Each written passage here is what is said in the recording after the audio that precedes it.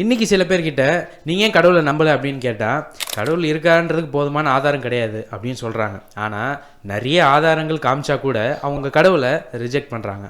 அப்போ இந்த ரிஜெக்ட் பண்ணுறதுக்கு காரணம் என்ன அப்படின்னா, ஆதாரங்கள் அவங்க பிரச்சனை கிடையாது. உண்மையாலே அவங்க மனசில் கடவுள் இருக்கிறது அவங்களுக்கு பிடிக்கல. கடவுள்னு ஒருத்தர் இருந்து அவங்க வாழ்க்கையை கண்ட்ரோல் பண்ணுறது அவங்களுக்கு பிடிக்கல.